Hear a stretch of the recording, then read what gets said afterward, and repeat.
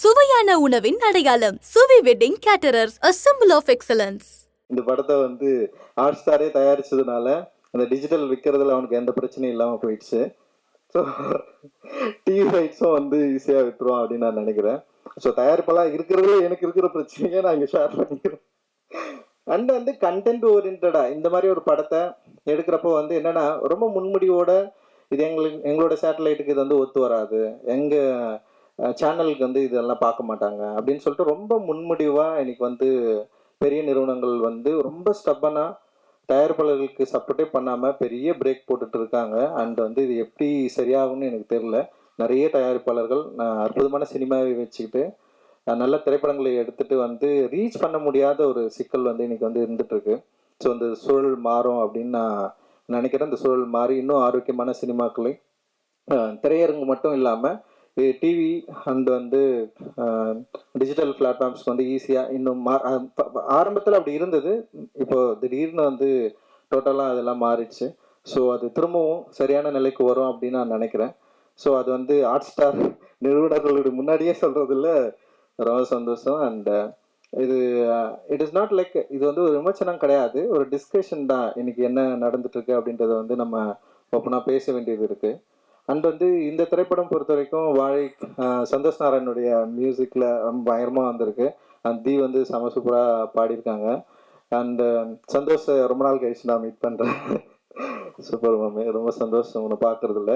And வந்து வாழை வந்து நிச்சயமாக சந்தோஷ்க்கும் மாரி செல்வராஜுக்கும் இன்னும் நெருக்கமான ஒரு படைப்பாக இருக்கும் அப்படின்னு நான் வந்து நம்புகிறேன். ரொம்ப க்ளோஸான ஒரு படைப்பாக இருக்கும் அப்படின்னு நான் நம்புகிறேன்.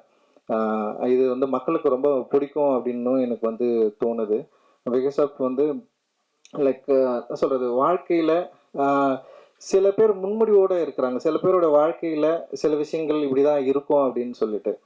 அது அப்படி இல்லை. ஆக்சுவலி எல்லோருடைய வாழ்க்கையிலும் பல சுவாரஸ்யமான சம்பவங்கள் இருக்குது, உணர்வு வச்சக்கூடிய சம்பவங்கள் இருக்குது. அதை வந்து படைப்பாக்குறப்போ கதையாக்குறப்போ அது வந்து ஆடியன்ஸ் வந்து அதை கனெக்ட் பண்ணிக்கிறப்போ ஒரு பேரனுபவம் நிகழ்றதுக்கான வாய்ப்பை திரையரங்குகள் தான் நமக்கு எப்பவுமே உருவாக்கி கொடுத்துருக்கு. ஏன்னா லிமிடேஷன்ஸ் வந்து சமூகத்தில் இருக்கு, லிமிடேஷன் வந்து பெரிய நிறுவனங்கள் கிட்ட இருக்கு. ஆனா திரையரங்குகள் போற வரைக்கும் டிஸ்ட்ரிபியூட்டர்ஸ் கிட்டமே அந்த லிமிடேஷன்ஸ் இருக்கு. ஆனா ஆடியன்ஸ் கிட்ட அந்த லிமிடேஷன் இல்லைன்னு நான் நினைக்கிறேன். ஆடியன்ஸ் வந்து டெஃபினட்டா அவங்க வந்து எங்களோட படைப்புகளை அக்செப்ட் பண்ணலன்னா இவ்வளோ தூரம் நாங்கள் யாருமே வந்திருக்க முடியாது. அவங்க சரியான படைப்புகளை பயங்கரமாக அங்கீகாரம் கொடுத்துருக்குறாங்க. அதனால தான் வந்து ஒரு சின்ன படம் எடுத்தாலும் கூட கூழாங்கல் இயக்குனர் வந்து இந்த மேடையில் உட்காந்துருக்காரு. அண்ட் வந்து அவருக்கு வந்து பெரிய அங்கீகாரம் வந்து உலக அளவில் கிடைச்சாலுமே அவருக்கு சரியான மரியாதை தமிழ் சமூகத்தில் வந்து கொடுக்கப்பட்டிருக்கு. இங்கே திரை இலக்கிய திரை உலகத்தில் அவருக்கு வந்து கொடுக்கப்பட்டிருக்கு அப்படின்றது வந்து ரொம்ப முக்கியமானதாக நான் வந்து பார்க்குறேன். அண்ட் மாரி செல்வராஜோடைய வளர்ச்சியில் ராம் சார் வந்து ரொம்ப ரொம்ப முக்கியமானவராக அவன் அடிக்கடி அவன் சொல்லியிருக்கான், நானும் பார்த்துருக்கிறேன். அண்ட் அவருடைய அக்கறை, அவனை உருவாக்கிய விதம், அவனை உருவாக்குவதற்கு அவர் கொடுத்த புத்தகங்கள் அப்படின்றது வந்து ரொம்ப முக்கியமானதாக நான் பார்க்குறேன். ஸோ ஒரு புத்தகம் அப்புறம் சரியான ஆசிரியர் இருந்தால் ஒரு நல்ல மாணவன் உருவாவதற்கு மாரி செல்வராஜ் வந்து ஒரு நல்ல உதாரணம். ஸோ அவர் வந்து தொடர்ந்து நிறைய திரைப்படங்களை இந்த சமூகத்துக்கு பலனளிக்கக்கூடிய திரைப்படங்களை எடுக்கணும் அப்படின்றது வந்து என்னுடைய விருப்பம். அந்த நானும் மாடி செல்வம் கூட சேர்ந்து இப்போ பைசன் சொல்லிட்டு ஒரு படம் பண்ணிட்டுருக்கோம். அதுவும் ரொம்ப இன்ட்ரெஸ்டிங்காக வந்துட்டுருக்கு. அண்ட் அதுவுமே வந்து ரொம்ப முக்கியமான திரைப்படமாக மாறத்துக்கான எல்லா வாய்ப்புகளும் இருக்குது. அண்ட் எல்லாருக்கும் வாழ்த்துக்கள். மேடையில் இருக்கிற எல்லாருக்கும் என்னுடைய நன்றிகள், மகிழ்ச்சி. வணக்கம். ரொம்ப ரேராக வந்து ஒரு ஈவெண்ட்டுக்கு வரும்போது எமோஷ்னலாக இருக்கும். எனக்கு வந்து இந்த சாங் பார்க்க ஆரம்பிச்சதுலேருந்தே கொஞ்சம் ரொம்ப எமோஷ்னலாக தான் இருந்தேன். ஏன்னா எல்லாம் ஃப்ரெண்ட்ஸ் எல்லாருமே வந்திருக்காங்க. அண்ட் இது ரொம்ப ஸ்பெஷல் ஃபிலிம். நிறைய இடத்துல சொல்லியிருக்கேன். படியேறும் பெருமாளில் இதே மேடையில் நான் சொன்னேன், உங்களுக்கு பிடிச்சிருந்ததுன்னா ப்ளீஸ் இதை எல்லாருக்கும் சொல்லுங்கன்னு. என் வாழைக்கு அதே விஷயம் கண்டிப்பாக உங்களுக்கு சொல்லணும். 2011 வந்து நானும் ரஞ்சித் வந்து ஒரு ஹாஸ்பிட்டலில் நின்று ஒரு 6 லட்சம் இருந்தால் அந்த படத்தை எப்படியாவது நம்ம வாங்கி ரிலீஸ் பண்ணிடலாம், அந்த மாதிரி ஒரு லெவலில் வந்து அட்டகத்தி பற்றி பேசியிருந்தோம். அப்போ 6 லட்சம்ன்றது வந்து ஒரு 60 வருஷம் ஆனாலும் வர முடியாத ஒரு பணமாக இருந்தது எங்களுக்கு. அந்த இடத்துலேருந்து ரஞ்சித் அதுக்கப்புறம் ஸ்டுடியோ கிரீன் ஞானவேல் ராஜா அவர்கள் படம் பார்த்தது, நான் அப்படியே சைட்லேருந்து இந்த ஃபாரஸ்ட் கம் படத்தில் எல்லா இடத்துலையும் இருப்பாங்க, அது மாதிரி நான் பார்த்துட்டு இருக்கேன் இவங்க எல்லார் லைஃப்பையும். கபாலி வந்தது. கபாலி வந்தப்போ எனக்கு கால் பண்ணி சொன்னார், எனக்கு என்ன படம்னே புரியல. அப்படியே ஆமாமே, சரி சரி அப்படின்னா. அப்போ கொஞ்ச நேரம் கழிச்சு தான் புரிஞ்சுது ரஜினி சாரோட படம் பண்ணுறாருன்னு சொல்லி. அப்போ தானு சாரும் அதில் பயங்கரமாக சப்போர்ட் பண்ணாங்க.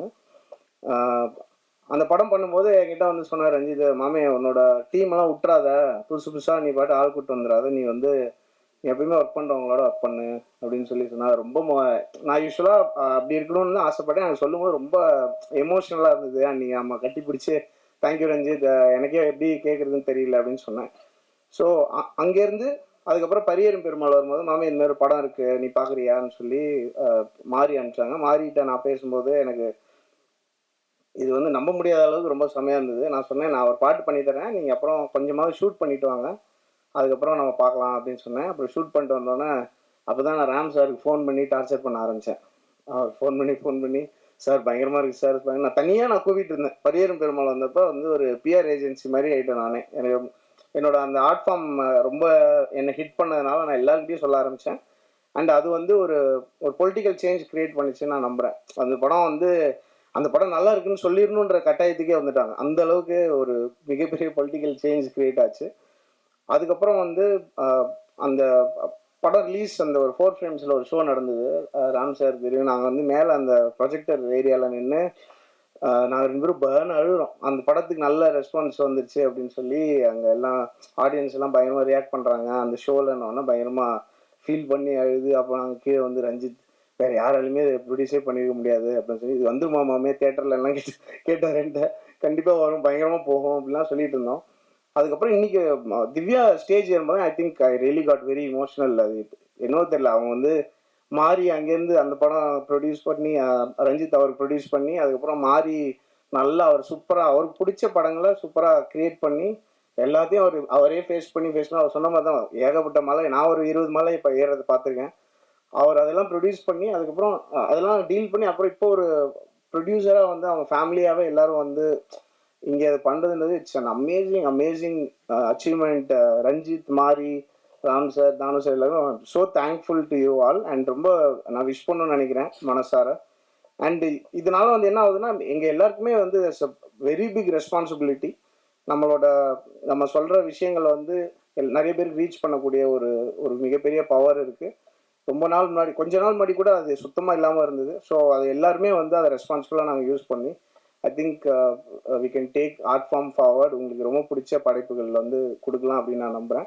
வாழை வந்து நான் பரியேறும் பெருமாள் சொன்னது தான் சொல்லணும்னு ஆசைப்பட்றேன். எனக்கு blown away by the film. எனக்கு வந்து தமிழில் டாப் 5 மூவிஸ் ஆஃப் ஆல் டைமில் வாழை டெஃபினெட்லாம் எனக்கு பர்சனலி எனக்கு இருக்கும். அது உங்களுக்கும் அப்படி ஃபீல் ஆச்சுன்னா தயவு செஞ்சு நிறைய பேருக்கு பேசுங்க. இது வந்து திருப்பியும் ஃபர்ஸ்ட் படம் தான். எங்களை மாதிரி ஃபில்ம் மேக்கர்ஸ் டெக்னீஷியன்ஸ்க்கு வந்து எல்லா படமும் ஃபர்ஸ்ட் படம் தான். எந்த படத்தில் வேணால் டோட்டலாக அவுட் ஆகலாம். ஸோ நீங்கள் தயவு செஞ்சு உங்களுக்கு பிடிச்சிருந்ததுன்னா பயங்கரமாக ஸ்ப்ரெட் பண்ணுங்கள் இந்த உங்களுக்கு எந்த அளவுக்கு பிடிச்சிருந்தது. அண்ட் ரொம்ப தேங்க்ஸ். 9 படம் வந்து ரிலீஸ் ஆகிருக்கு. I am so happy that this is the first stage. எனக்கு இந்த 50 ஃபிலிம்ஸ்க்கு அப்புறம் கிடச்சிருக்கிற first stage. I am so grateful உங்கள் முன்னாடி இது நடக்குது. And thank you all for the support. நான்லாம் முதல்லாம் எங்கேயுமே வரமாட்டேன். அப்போ வந்து ஆடியோ லஞ்ச் பேண்ட்டாவது போட்டு வாங்கன்னு சொல்ல லெவலில் இருந்தது. ஸோ இப்போ 5 நிமிஷம் பேசுகிற அளவுக்கு டெவலப் பண்ணி விட்டுருக்கோம். சப்போர்ட் பண்ணதுக்கு ரொம்ப ரொம்ப நன்றி. தேங்க்யூ. அனைவருக்கும் வணக்கம். 2018 இதே ஸ்டேஜ் தான் நீலம் ப்ரொடக்ஷனுடைய first event Pariyerum Perumal. So அன்னையிலேருந்து தான் மாரி செல்வராஜ் இந்த மேடையிலேருந்து தான் பரியேறும் பெருமாள் தொடங்குச்சு. அண்ட் நீலம் ப்ரொடக்ஷனும் தொடங்குச்சு. இன்னைக்கு நவ்வி ஸ்டூடியோவும் வாழையும் இந்த இடத்துல தான் தொடங்குது. And apart from that Ranjith உங்கள் ஹேர் ஸ்டைல் எனக்கு ரொம்ப பிடிச்சிருக்கு, ரொம்ப நல்லா இருக்கு. அண்ட் பரியேறும் பெருமாளுக்கும் நன்றி, நீலம் ப்ரொடக்ஷனுக்கும் நன்றி. அண்ட் மாரி செல்வராஜ்கிட்ட கேட்டேன், நான் என்ன பேசுறது புதுசாக அவனை பற்றி ஏதாவது பேசுங்க, நான் என்னை பற்றி பேசுறேன்னு சொன்னான். என் கூட 7 கடல் 7 மலை யாராவது ரொம்ப நாள் ஏறி இறங்கியிருக்காங்கன்னா அது மாரி செல்வராஜ் தான். இது முதல்ல ஏறின மலை அப்படின்னா நார்வேல் டிஸ்ட்ரிக்ட்ல இருக்கக்கூடிய எல்லா மலையும் நாங்கள் ஏறி இறங்கணும், தங்கமீன்களுக்கு லொக்கேஷன் தேடி. அப்போ கண்டுபிடிச்சி அவங்களோட மலையேறது சுவாரஸ்யமாக இருந்துச்சு. ஏன்னா ஒரு பள்ளத்தாக்கு அளவு கதை கொட்டி கிடக்கும். அவன் சொன்ன காதல் கதையை எடுத்துகிட்டே இருக்கலாம்னு நினைக்கிறேன். அதில் ஒரு சின்ன பீஸை ஒரு பாலியத்தில் இருந்த ஒரு க்ரஷ்ஷை எந்த கிரிஞ்சும் இல்லாமல் ஒரு படம் பண்ணியிருக்கான். அதான் வாழை அப்படின்னு நான் நினைக்கிறேன். அண்ட் அதுக்கடுத்து மலை ஏறினதுன்னா 2009, 10 ஆனந்த யாழை. அந்த ஆனந்த யாழை மலை அச்சன்கோவில் வெஸ்டர்ன் காட்ஸோட இன்னொரு இடம். அதில் டென்ட் எடுத்துகிட்டு போகிறப்பவும் சரி, ட்ரெக்கிங் போனப்பவும் சரி, நைட் மழை பெஞ்சு அடுத்த நாள் ஷூட்டிங் நடக்குமா நடக்காதான்னு பயந்து நைட்டில் தூங்காமல் உட்காந்துருக்கப்ப என் கூட உட்காந்துருந்தப்பவும் சரி, மாரி செல்வராஜ் எனக்கு கிடைச்ச பெரிய துணைவன், கம்பேனியன். அண்ட் அவன் இருக்க தைரியத்தில் எந்த மலையில் வேணாலும் ஏறலாம், இறங்கலாம். அதுக்கப்புறமா இன்னொரு மலை இருக்கு, அது அதே தங்கமீன்களுக்கு 2012 ஏறினா வயநாட்டில் இருக்கிற செம்ப்ரா பீக். அது ஏறுறதுக்கு ஒரு 3 மணி நேரம் ஆகும், இறங்குறதுக்கு 2 மணி நேரம் ஆகும். Impossible to shoot. ஒரு ஆர்டின் ஷேப்ல ஒரு லேக் இருக்கும், அதனால அங்கே எடுப்போம். யாருக்கும் தோழன் இல்லைன்னு ஒரு பாட்டு, பட் எனக்கு ஒரு தோழனா இவன் கூட வந்தான். அண்ட் மேலே போய் நாங்கள் முதல் நாள் டென்ட்லாம் போட்டு 40 பேர் தங்கிட்டோம். சாயங்காலம் 6 மணிக்கு சாப்பாடு வரணும். அதுக்கப்புறம் வர முடியாது, ஏன்னா யானை வந்துடும். பார்த்தா 6 ஆச்சு, 6:30 ஆச்சு, 6:45 ஆச்சு, சாப்பாடு வரல. மொத்தம் யூனிட்டும் நாளைக்கு காலையில் இறங்கிடலான்னு சொல்ல ஆரம்பிச்சாங்க. நம்மளுக்கு ஐயோ என்னடா பண்ணுறதுன்னு சொல்லிட்டு நான் சொன்னேன், நான் போய் கீழே பார்க்குறேன் அப்படின்னு சொல்லி இறங்க ஆரம்பிச்சப்ப என் கூட வந்து சேர்ந்துட்டு மாரி செல்வராஜ். நான் இறங்கி போய் பார்த்தோன்னா வர்ற வழியில் இட்லி சாம்பார் சட்லாம் கொட்டி 2 பேர் நின்று இருந்தாங்க. அப்புறம் கீழே இறங்கி போய் புதுசாக ஒரு உணவை கண்டுபிடிச்சி வாங்கிட்டு நாங்கள் மேலே ஏறுறப்ப கிட்டத்தட்ட 8 மணி 9 மணி இருக்கும்னு நினைக்கிறேன். யானைகள் குளிரும் சத்தம் கேட்டுச்சு, நட்சத்திரங்கள் தெரிஞ்சிச்சு. அந்த இரவு என்னால் எனக்குமே மறக்க முடியாது. அப்புறம் எனக்கு தெரியும், எனக்கு என்ன புரிஞ்சுதுன்னா, மாரி செல்வராஜ் வந்து மலை ஏறுறான். அவனுடைய கால்கள் மலை ஏறுறதுக்கே செய்யப்பட்ட கால்கள். அவன் கரெக்டாக எந்த கல்லில் கால் வைக்கணும், எந்த கல்லில் கால் வைக்கக்கூடாது அப்படின்னு தெரிஞ்சவன். எவ்வளோ எதிர்காத்து அடித்தாலும் ஏறக்கூடியவன். அண்ட் மலை ஏறுவதுங்கிறது கிட்டத்தட்ட சொல்ல போனால் அவனுடைய ஜீனில் இருக்குது அப்படின்னு நான் நினைக்கிறேன். ஏன்னா அவன் தன்னுடைய முதல் படத்திற்காக பரியேறும் பெருமாள்ல கருப்பியை கூட்டிட்டு திரும்ப அச்சன் கோயில் மலையில ஏறினதுல இருந்து மலை ஏறிட்டே இருக்கான். இறங்கவே இல்லை, ஏறிட்டே இருக்கான். மலை முகடுகள் மீது கொடியை நட்டுட்டே இருக்கான். ஏதாவது ஒரு மலை மீடும் போது ஒரு சிறிய கொடியை நட்டிட்டு ஃபோன் பண்ணி, சார் அவன் நட்டிட்டே எனக்கு ஃபோன் பண்றப்ப வரக்கூடிய சந்தோஷம், இல்லாட்டி அவன் நட்டினதை பத்தி வேற யாராவது ஒருத்தர் எனக்கு ஃபோன் பண்ணி வரக்கூடிய சந்தோஷம்ங்கிறது வந்து அதை எப்படி வார்த்தையில சொல்றதுன்னு தெரியல. அது ஒரு தனித்துவமான அது ஒரு ப்ளஷர். அதை வேர்ட்ஸில் சொல்ல முடியுமான்னு தெரில. ஸோ மாரி செல்வராஜ் மலைகள் மீது ஏறுவான், மலை முகடுகள் மீது நிற்பான், அங்கிருந்து நம்மளை கூவி அழைப்பான். அவனுடைய கருத்துக்களை, அவனுடைய காதலை, அன்பை, அரசியலை பேசிக்கொண்டே தான் இருப்பான். அதை நாம் கேட்டுத்தான் ஆக வேண்டும், ஏனென்பது காலத்தின் கட்டாயம். இப்போது அவன் ஏறிக்கொண்டிருப்பதற்கு துணைவலாக இருப்பது வந்து திவ்யா, நாஸ்தன்கா என்கிற நவ்வி அண்ட் யுவான் சுவாங் இல்லை வெறும் யுவான். இவங்க 3 பேர் இன்னைக்கு துணையாக அவங்க கூட வந்துட்டே இருக்காங்க. இந்த பயணம் போயிட்டே இருக்கு. அவங்களுடைய முதல் பயணமாக வாழை வந்திருக்கு. அந்த சந்தோஷ் நாராயணன் வந்து பரியேறும் பெருமாள் பார்த்துட்டு ஃபோன் பண்ணாரு. ஃபோன் பண்ணி பயங்கரமாக ரொம்ப நேரம் பேசிட்டு இருந்தார். அதுக்கப்புறம் அவர் ஃபோன் பண்ணது வந்து வாழை. பரியேறும் பெருமாளோட பயங்கரமாக பேசினார். அண்ட் எனக்கு ரொம்ப பிடித்த கதைகளில் வாழை ஒன்று. வாழை ஏன் ஒன்றுன்னு சொல்கிறேன்னா இன்னும் நிறைய கதைகள் இருக்கு. அந்த வாழை நம்மை வியப்பில் ஆழ்த்தும் தமிழ் சினிமாவிற்கு ஒரு மிக முக்கியமான படமாக இருக்கும். மாரி செல்வராஜ் அவருடைய நவ்வி ஸ்டூடியோஸ் இன்னும் கண்டுபிடிக்கப்படாத பல குன்றுகளையும் மலைகளையும் நமக்கு காட்சிப்படுத்தும், பல இயக்குநர்களை அறிமுகப்படுத்தும் என்று நான் நம்புகிறேன். அதற்கு என்னுடைய வாழ்த்துக்கள். அதோட குறிப்பாக இந்த படத்தை ரிலீஸ் பண்ணுறதுக்கு கூட துணையாக இருக்கக்கூடிய மாஸ்டர் திலீப் சுப்ராயன், அவருடைய ஃபார்மர்ஸ் மாஸ்டர் பிளான் ப்ரொடக்ஷன், அவருக்கும் என்னுடைய வாழ்த்துக்கள்.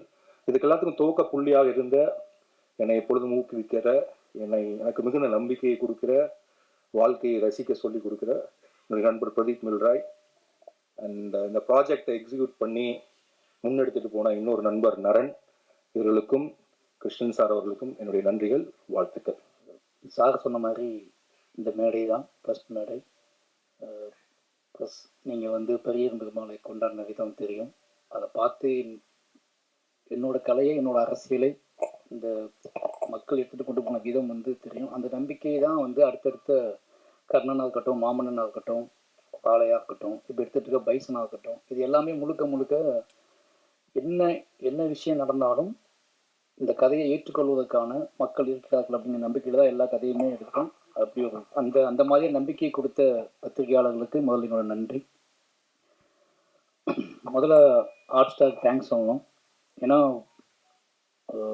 இந்த ஸ்கிரிப்டு ஃபஸ்ட்டு நான் சினிமாவுக்கு வந்த உடனே படமெல்லாம் சொன்ன உடனே முதல்ல இந்த ஸ்கிரிப்ட் வாழை தான். ஃபஸ்ட்டு வந்து சின்னதாக ஒரு இது கதையை சொன்னேன் டைரக்டர்கிட்ட, இது ஆனால் எழுதி வைடா அப்படின்னு சொன்னார். அதை எழுதி வச்சு ஒரு சின்ன பட்ஜெட்டில் பண்ணிடலாம் அப்படின்னு சொல்லி 50 லட்ச ரூபா அந்த கூட அந்த படம் பண்ணிடலாம் அப்படிங்கிற முடிவோடு இந்த படம் தான் வாழை. ஏன்னா இது எடுத்தால் தான் என்னோட அடுத்த கதைக்கு என்னால் போக முடியும் அப்படின்னு நம்பிக்கிட்டு இருந்தேன். அப்போ அந்த அறிவுக்கு நான் அப்படி நம்பிக்கிட்டு இருந்தேன். இது எடுக்காமல் நம்மளால் அடுத்த படத்தை எடுக்கவே முடியாது. ஏன்னா இது அவ்வளோ பாதிப்பு ஏற்படுத்தின ஒரு கதை எனக்கு. அதில் அப்போ காலப்போக்கில் வந்து என்ன ஆகி போச்சுன்னா, நிறைய வாசிக்க ஆரம்பித்தேன், நிறைய படங்கள் பார்க்க ஆரம்பித்த உடனே எனக்கு தெரிஞ்சு இதை வந்து நம்ம வந்து கஷ்டப்பட்டு எடுக்கக்கூடாது, இது நல்லா எடுக்கணும், நம்ம வந்து அடிச்சு பிடிச்சி எடுக்கக்கூடாது, இந்த வாழையை வந்து மிக சரியானதாக டைம் கிடைக்கும் போது எடுக்கணும் அப்படின்னு முடிவு பண்ணிட்டு நான் தள்ளி வச்சுட்டு பெரிய பெருமாள் எழுத ஆரம்பித்தேன். பெரிய பெருமாள் அப்போ இதே அளவுக்கு பெயின்களோ கதை எழுதுவோம் தனியாக அப்படின்ட்டு பெரிய பெருமாள் எழுத ஆரம்பித்தேன். பெரிய பெருமாள் வந்து என்னோடய ஜேர்னி ஸ்டார்ட் ஆகிடுச்சு. பெரிய இப்போ இந்த கதையை என்ன பண்ணுறது உள்ளுக்குள்ளே அழுத்திக்கிட்டே இருந்துச்சு. பெரிய பெருமாள் ரிலீஸ் ஆச்சு, கர்ணன் ரிலீஸ் ஆச்சு, மாமன்னன் ரிலீஸ் ஆச்சு. மாமன்னன் எழுதி முடிச்சிட்டேன். அப்போ வந்து இந்த வாழை என்ன பண்ணுறதுன்னு வச்சுட்டு இருக்கும்போது நரன் ஒரு நாள் வீட்டுக்கு வந்து ஆஃபீஸ்க்கு வந்தார். சும்மா பேசிகிட்டு இருக்கும்போது இந்த மாதிரி ஏதாவது பண்ணுங்க அப்படின்னு சொல்லும்போது நான் வாழை கதையை சொன்னேன். நீங்கள் இருக்க இவ்வளோ பிஸியில் எப்படி பண்ணுவீங்கன்னு கேட்கும்போது நான் ஏதாவது கேப்பில் நான் வந்து பண்ணிவிடுவேன். இது எனக்கு இது கதையும் தேவையில்லை, ஸ்கிரிப்ட் புக்கும் தேவையில்லை, எதுவுமே தேவையில்லை, நீங்கள் ஓகே சொன்னால் நான் பண்ணிவிடுவேன் போய் அப்படின்னு சொல்லி அப்படி தான் வாழை வந்து ஸ்டார்ட் ஆச்சு. உடனே ஹாட் ஸ்டார் பேசினாங்க. அந்த கதையை கேட்ட அடுத்த நிமிஷமே நம்ம பண்ணுறோம் சார்னு சொல்லிட்டாங்க. நான் மாமன்னன் ஷூட்டிங்கில் இருந்தப்போ மாமன்னன் கேப்பில் இந்த படத்தை நான் வந்து மாமன்னன் ரிலீஸ் ஆக முன்னாடி இந்த படம் பண்ணி முடிச்சிட்டோம். நிச்சயமாக இந்த ஃபங்க்ஷன் வைக்கிறதுக்கு முதல் ரீசன் காரணம் என்னன்னா, ஃபர்ஸ்ட் சிங்கிள் சும்மா சாதாரணமாக ரிலீஸ் பண்ணிடலாம். என்னோட பசங்களுக்காக தான் அந்த ஃபங்க்ஷன் வைக்கிறேன். என்னோட பசங்கன்னா பொன்வேலுக்கும் ராகுலுக்கும் தான் இந்த ஃபங்க்ஷன் வைக்கிறது. ஏன்னா அவனுங்க சின்ன பையனாக இருந்தாங்க அந்த படம் எடுக்கும்போது. இப்போ வளர்ந்துட்டானுங்க. பைசன் எடுக்க ஷூட்டிங் போயிருக்கேன். ஜூனியர் பாம்போல் நின்றுட்டு இருக்கானுங்க. நீ என்ன பண்ணிக்கிட்டு இருக்க? நாங்கள் வந்து 1.5 வருஷமா நீங்கள் வந்து நான் அவ்வளோ பில்டப் பண்ணி நடிச்சு ஸ்கூலில் லீவ்லாம் கேட்டு பில்டப் பண்ணி வச்சுருக்கோம். நீ வந்து இங்கே வந்து வேறு படம் எடுத்துக்கிட்டு இருக்க. மாமன்னன் எடுத்த ஓகே, அடுத்து பைசன் படம் எடுக்க வந்துட்டா, எங்களை எப்போ தான் காட்டுவேன் அப்படின்னு அவனை என்னை கேட்காமலே முடிச்சுக்கிட்டே இருந்தானு 2 பேருமே. சரி சீக்கிரமாக ஏதாவது பண்ணிடுவோன்னு சொல்லிட்டு தான் அந்த ரிலீஸு. அப்போ அந்த ஸ்டேஜ் ஒன்று போட்டு அவனுங்க இதுக்கப்புறம் நிறைய லீவ் கேட்போம்ல ஸ்கூல்லலாம், அதுக்கெலாம் எவிடன்ஸ் ஒன்று கிரியேட் பண்ணணும் அப்படிங்கிறதுக்காக தான் அந்த ஃபங்க்ஷன். அதனால் ஃபர்ஸ்ட் இங்கே சும்மா சாதாரணமாக ரிலீஸ் பண்ணதுக்கு பதிலாக அவங்கள வச்சு ரிலீஸ் பண்ணுவோம் அப்படின்னு பிளான் பண்ணி தான் ரிலீஸ் பண்ணோம். அதனால் ஹாட் ஸ்டார் ரொம்ப நன்றி. என்னை ரொம்ப பிலீவ் பண்ணாங்க. ஏன்னா ஒரு படம் நான் ஷூட்டிங் போயிட்டு இருக்கும்போது என்னோட கமிட்மெண்ட் அவங்களுக்கு எல்லாமே தெரியும். அதனால் வந்து இது எப்போ பண்ணுவாருலாம் யோசிக்காமல் நான் கேட்கணும் காசு கொடுத்தாங்க. போய் இந்த படத்தை நான் முடிச்சுட்டு வந்துட்டேன். இதுக்கப்புறம் இவ்வளோ கேப்பில் எனக்காக வெயிட் பண்ணுறாங்க. நீங்கள் எப்போ வரீங்களா அப்போ வாங்கன்னு சொன்னாங்க. அதே மாதிரி இப்போ எல்லா வேலையும் முடிஞ்சு இப்போ நான் ரிலீஸ் பண்ணுறேன்னா ஓகேன்னு சொல்லி இவங்க வேலையை ஸ்டார்ட் பண்ணியிருக்காங்க. அதனால் வந்து Pradeep sir, Krishnankutty sir, hot star மொத்த டீமுக்குமே வந்து எனக்கு ரொம்ப நன்றி. மெயினாக வந்து நான் படத்தை பற்றி பேச வேண்டாம், ஏன்னா இது ஃபர்ஸ்ட் சிங்கிள் தான், நிறைய விஷயங்கள் இருக்குது. மெயினாக எனக்கு நான் பிலீவ் பண்ணுற விஷயம் ஒன்று தான். நான் ஒர்க் பண்ண எல்லாருமே இங்கே இருக்காங்க. ரஞ்சிதனா இருக்காரு, அவர் கூட நான் அடுத்த படம் பண்ணிக்கிட்டு இருக்கேன். அப்போ தானு சார் இருக்காரு, அவர் கூட எனக்கு கமிட்மெண்ட் இருக்குது, படம் பண்ணுறேன். அதுக்கு அடுத்து மூர்த்தி சார் இருக்காரு, ரெட் ஜெயிண்ட், அவங்க கூட ஒரு படம் பண்ணுறேன், கமிட்மெண்ட் இருக்குது.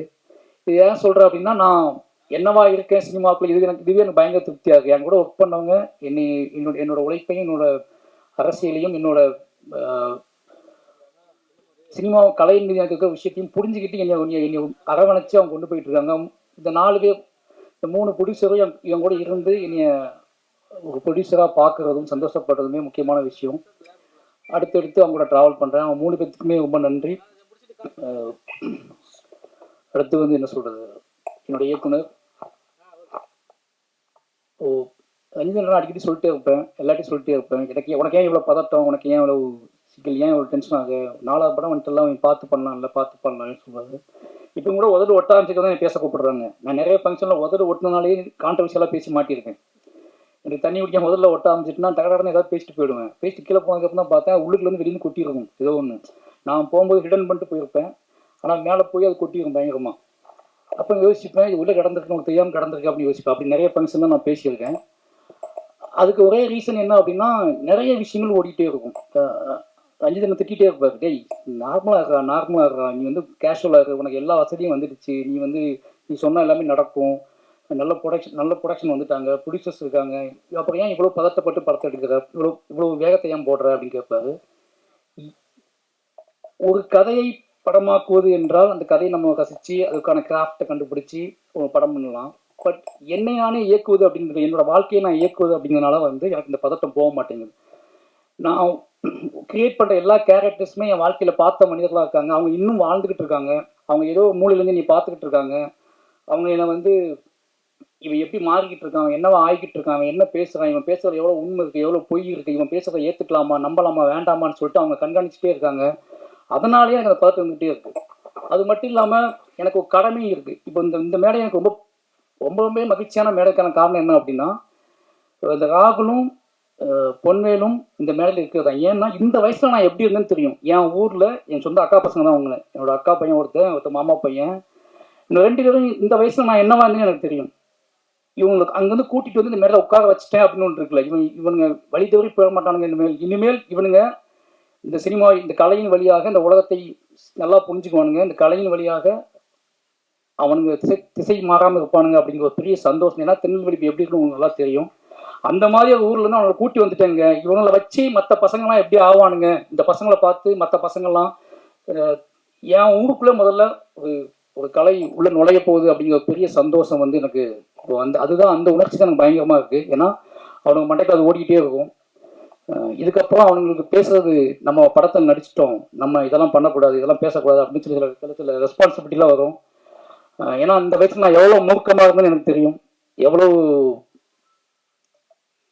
என் மண்டையில் தோன்ற விஷயத்துக்கெல்லாம் வந்து என்ன பதில்னு தெரியாமல் நான் பைத்தியம் முடிச்சு அலைஞ்ச வயசுல தான் அவனை உட்காந்துட்டு இருக்கானுங்க. ஆனால் அவனுங்கள நான் வேகமாக ஓடி வந்து முட்டி மோதி ஓடி வந்து அவனுங்களை நான் வந்து உருவாக்குறதுக்கான ஒரு மேடையை கிரியேட் பண்ணிட்டேன் அப்படிங்கிறது ஒரு பெரிய சந்தோஷம். அப்படி ஒரு மேடையை அமைச்சு அப்படி நீ உருவாக்குன ராம் சாருக்கு தான் ரொம்ப நன்றி சொல்லுவேன். ஏன்னா நீ உன்னோட வேலை வந்து படம் பண்ணி நீ ஜெயிச்சு காசு சம்பாதிக்கிறது இல்லை, நீ ஒரு விக்டிமாவே இருந்திருக்க. அதனால உன்னோட கதையை வந்து நீ எப்பவுமே வந்து அழுத்தம் திருத்தமா சொல்லிக்கிட்டே இருக்கணும். நீ என்ன ஆனாலும் பரவாயில்ல, எவ்வளவு பின் வாங்கிடாத. உன்னோட கதை அப்படிங்கிறது உனக்கான கதை மட்டுமில்ல, உனக்கு பின்னாடி வரக்கூடிய சந்ததியினருக்கான கதை. அதை வந்து எப்பவும் மிஸ் பண்ணாத. நீ என்ன ஆனாலும் அதை மாறிடாதுன்னு சொன்னதுனால தான் முழுக்க நான் அது கூடவே டிராவல் பண்ணிக்கிட்டே இருக்கேன்.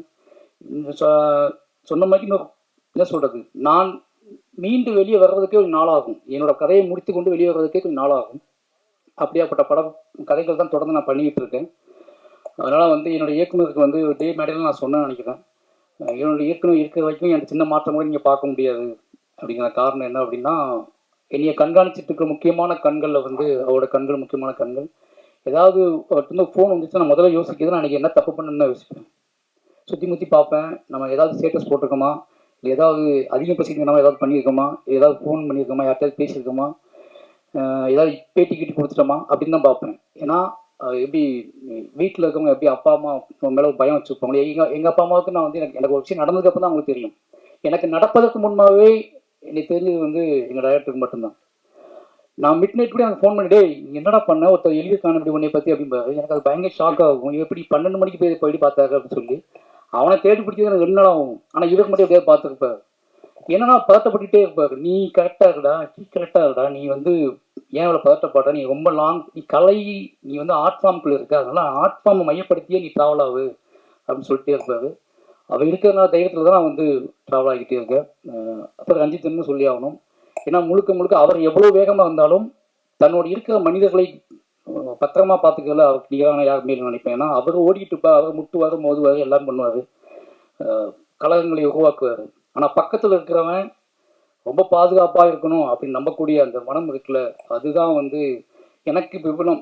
என்னன்னா சரி பாதுகாப்பாரு அப்படின்னு சொல்லக்கூடிய விஷயம் இருக்குல்ல, 2 பேர்த்துக்குமே எவ்வளோ நன்றி சொல்லலாம்னு பார்த்தாது. அப்புறம் வந்து ரெட் ஜெயின் சொல்லணும். வாழை முடிச்சு ஃபஸ்ட்டு பார்த்து அவங்க உதய் சார் முன்னாடியே பார்த்துட்டாரு. அதுக்கு ரீசன் என்ன அப்படின்னா, மாமன் பண்ணிட்டு இருக்கும் போதே பார்த்துட்டேன். மாமன் ரிலீஸ் ஆகும் மட்டும் உதய் சார் அந்த படம் பார்த்துட்டாரு. சார் நீ என்னையும் யோசிக்காதீங்க, தேட்டருக்கு கொண்டு வாங்க, நான் பார்த்துக்கிறேன் அப்படின்னு சொல்லி. அதுக்கப்புறம் மூர்த்தி சார் பயங்கர சப்போர்ட் எனக்கு. என்னன்னா சார் டைம் நான் மட்டும்தான் ஈஸியாக பேசிட்டு நினைக்கிறேன் உங்ககிட்ட, அப்படி தானே? நான் மட்டும் தான் அதாவது எல்லாரும் சொல்லுவாங்க படம் பண்ணி சண்டை போடாமல் சிரிச்சு பேச்சுட்டு வர நீ தான் மூர்த்தி சார் கிட்ட அப்படின்னு சொல்லுவாங்க. ஏன்னா அவர் ரொம்ப மரியாதையை நீ பார்த்துக்கிட்டாரு. மாமன்னனாக இருக்கட்டும், மாமன்னோட வெற்றியாக இருக்கட்டும். இப்போ வாழை படம் பார்த்துட்டாரு. வாழையெல்லாம் மூர்த்தி சாருக்கு பிடிக்குமா அப்படின்னு ஒரு டவுட் இருந்துச்சு. ஆனால் படம் முடிஞ்சோடனே எனக்கு சொன்ன வார்த்தை வந்து, சார் எனக்கு ரொம்ப பிடிச்சிருக்கு சார், நீ பயப்படாதீங்க, இதை தேட்டருக்கு ரிலீஸ் பண்ணலாம் அப்படின்னு சொல்லி தான் ஸ்டார்ட் பண்ணாரு. அதனால் ரெட் ஜெயினுக்கு ரொம்ப நன்றி. அடுத்து வந்து திலீப் மாஸ்டர் சொல்லணும். ஏன்னா இந்த படத்தை எப்படி எந்த மாதிரி கொண்டு வரது, யார் சப்போர்ட் இருக்குது அப்படின்னு சொல்லிட்டு நான் வந்து கொஞ்சம் ரஞ்சித் டிஸ்டர்ப் பண்ணக்கூடாது, நமக்கு தெரிஞ்ச ஆட்களை யாரும் டிஸ்டர்ப் பண்ணக்கூடாது, நம்மளை ரொம்ப நம்பி நம்மளுடைய எமோஷனலாக ஆட்களை யாரும் டிஸ்டர்ப் பண்ணக்கூடாது, நம்ம வந்து ஒன்று நம்மளே பண்ணிவிடுவோம், இல்லை ரெட் ஜெயினை பண்ண சொல்லுவோம், இப்படி தான் பிளான் பண்ணிட்டு இருந்தேன். ஒரு நாள் பைசன் ஷூட்டிங் வந்தார், வாழை காட்டுங்க எனக்கு அப்படின்னாரு. நான் ஷூட் பண்ணிட்டு இருந்தேன். அப்போ கேப்பில் வாழை பார்த்துருங்கன்னு சொன்னேன். வாழை பார்த்துட்டு வந்தார். வந்துட்டு தலைவா ரொம்ப எமோஷனல் ஆகி அன்றைக்கி ஃபுல்லாக ஷூட் பண்ண மாட்டேன்ட்டார், நீங்களே பண்ணிக்கோங்க, நான் கொஞ்சம் ஃப்ரீயாக விடுங்க அப்படின்னு சொல்லிட்டாரு. ஒரு 2 ஹவர்ஸ் பட்டில் ஸ்பாட்டுக்கே வரல, உட்காந்துட்டே இருந்தார். அதுக்கப்புறம் வந்தார், வந்துட்டு தெளிவாக நம்ம தியேட்டருக்கு பண்ணுறோம், நான் இந்த படத்தில் இருக்கணும் உள்ள, அதான் நீங்கள் இருக்கீங்களே மாஸ்டராக இருக்கீங்களா அப்படின்னு. இல்லை நான் வந்து இந்த படத்தோட எல்லா விஷயத்தையும் நான் கூட இருக்கணும், என் பேர் இந்த படத்தில் இருக்கணும் அப்படின்னு ரொம்ப ஆசைப்பட்றேன். நான் சினிமாவுக்கு வந்து ரொம்ப ஆசைப்பட்ட விஷயம் தான் அப்படின்னு சொன்னார். எனக்கு ரொம்ப சந்தோஷமாக இருந்துச்சு. ஏன்னா அவர் சொல்லும் போது கண்ணு கலங்கிருந்துச்சு. ஒரு மாஸ்டர் கண்ணு கலங்கமாக நமக்கு பயங்கரமாக பிரமிப்பாக இருக்கும்ல. அப்போ ஓகே மாஸ்டர் அப்படின்னு சொல்லி தான் உள்ளே வந்தார். அவரோட கம்பெனி வந்து அவரோட ப்ரொடக்ஷன் உள்ளே வந்து என் கூட சேர்ந்து நீங்கள் என்ன வேணாலும் பண்ணுங்கள், அந்த படத்துக்கு ஃபுல்லாக நான் ட்ராவல் பண்ணுறேன்னு சொல்லி சப்போர்ட் பண்ணுறாரு. அவருக்கு ரொம்ப ரொம்ப நன்றி. ஏன்னா அவரோட ரிவ்யூ பார்த்துட்டு தான் எனக்கு ரொம்பவே என்ன சொல்கிறது, அவரோட அந்த ஆக்ஷன் சீக்வன்ஸ் எடுத்துக்கிட்டு இருந்தார். அவரோட ரிவ்யூ கேட்டதுக்கு அப்புறம் தான் அவர் இது உள்ளுக்குள்ளே கஷ்டப்பட்டு என்ன சொல்கிறது உடச்சிக்கிட்டு உள்ளே வந்ததுக்கு அப்புறம் தான் எனக்கு பெரிய நம்பிக்கையை வந்துச்சு வாழையை பற்றி. நிச்சயமாக அந்த நம்பிக்கையை உங்களுக்கு இருக்குன்னு நம்புகிறேன். அப்புறம் இந்த டீமில் சந்தோஷ் சார் சொல்லணும். சந்தோஷ் மேன் சார் எல்லாம் சொல்கிற மாதிரி சந்தோஷ் சார் எனக்கு ஒரு மேஜிக் இருக்குது. காரணம் என்னென்னா ஒரு ஃப்ரீடம். 2 பேருமே வந்து பேசும்போது நான் வந்து ஒரு சாங் கேட்கும்போதும் சரி, என்னோட டெப்த்தாக நான் எவ்வளோ நேரம் கேட்க முடியுமோ கேட்டு வாங்கி அவர்கிட்ட பேசி சிரித்து விளையாண்டு ஒன்று ரெடி பண்ணுவோம். நான் படம் முடிச்சுட்டு வந்து அங்கே பாதி பாட்டு வாங்குவேன். படம் ஸ்டார்ட் பண்ணும்போது பாட்டே வாங்க மாட்டேன். ஏன்னா என்னோடய விஷுவலை பார்க்கணும், என்னோடய வேர்ல்டை புரிஞ்சுக்கணும், என்னோடய கதாபாத்திரங்களோட கண்களை வந்து மியூசிக் டைரக்டர்ஸ் பார்க்கணும்னு நினைப்பேன். ஏன்னா பழைய மும்மாலேருந்து நான் எல்லா பாட்டையுமே படம் முடிச்சுட்டு தான் வாங்கியிருக்கேன். ரஹ்மான் சார்ட்டையும் அப்படி தான் நான் வாங்கினேன். அது ஒரே ரீசன் என்னென்னா எனக்கு வந்து ஒரு கட்டத்துக்கு மேலே வந்து அவங்களுக்கு ரொம்ப அவைவாயிடுவாங்கன்னு பயமாக இருக்கும் கதை சொல்லும் போது. இதான் கதை லைன்னு சொல்லிட்டு அப்போ படத்தை கொண்டு போய் காட்டுவேன். அப்படி படம் காட்டி தான் வந்து எல்லா பாட்டும் மியூசிக் வாங்கணும். வாழையும் அப்படி தான் பார்த்தாரு. வாழை பார்த்த அவரும் அதே அந்த நாள் ஞாபகத்தில் இருக்குது எனக்கு. வாழை வந்து பார்த்தாரு. பார்த்துட்டு அவர் நம்ம வேற மாதிரி பண்ணுவோம் இதை அப்படின்னு சொல்லி ஸ்டார்ட் பண்ணது தான் இந்த படத்தில் பாடல்கள். நிச்சயமாக அந்த எனக்கு வந்து ரொம்ப பிடிச்ச எனக்கே நான் அதிகமாக கேட்டுட்டு இருக்க பாட்டு வந்து இந்த படத்தோட பாட்டு தான். இப்போ அதிகமாக என்னை டிஸ்டர்ப் பண்ணுற பாட்டு வந்து இதில் பாதவத்தின் ஒரு ஒப்பாவி பாடல் இருக்குது. அந்த பாடல் எப்படி உருவாச்சுன்னு எனக்கு தெரில. டக்குன்னு வந்து பேசிக்கிட்டு இருந்தோம், அது டக்குன்னு வந்துடுச்சு, எழுதிட்டோம். ஆனால் அந்த பாட்டு நெஞ்சை போட்டு அறுத்து எனக்கு இப்போ அதிகமாக நான் எப்போல்லாம் எமோஷனல் ஆகணும் அப்போல்லாம் அந்த பாடல் கேட்டுகிட்டே இருப்பேன். எனக்கு பிடிச்ச மாதிரி ஒரு 4 சாங்கையுமே போட்டு கொடுத்துருக்காரு. அதுக்கு போல் பேக்ரவுண்ட் மியூசிக் கல்கி பண்ணிகிட்டு இருக்கும்போது வாழைக்கு பண்ணிகிட்டு இருக்காரு. அப்படியே நான் பயந்துக்கிட்டே இருந்தேன், கல்கி பண்ணிகிட்டு இருக்காரு இப்படி கரெக்டாக சென்க் ஆகுமா அப்படின்னு சொல்லி. ஆனால் பக்காவாக எல்லாத்துக்கும் பிடிச்ச மாதிரி பண்ணி கொடுத்துருக்காரு. எனக்கு ரொம்ப பிடிச்சிருந்துச்சி ஒரு பேக்ரவுண்ட் மியூசிக் இந்த படத்தில். ரொம்ப நன்றி சார். எனக்கே ஸ்பெஷலாக பண்ணுறீங்க அப்படின்னு தான் சொல்கிறாங்க, அதுக்கு ரொம்ப நன்றி. எல்லாருக்குமே நன்றி. யாரையாவது விட்டு இருந்தால் மன்னிச்சுக்கோங்க. நிச்சயமாக வாழை உங்களை எதிர்பார்ப்பை பூர்த்தி செய்கிற படமாக இருக்கும். கல்யாணம்னா பொண்ணு மாப்பிள்ள வேணும். கல்யாண சாப்பாட்டிற்கு சுவி வெட்டிங் கேட்டரர்ஸ் தான் வேணும். Suvi wedding caterers, a symbol of excellence.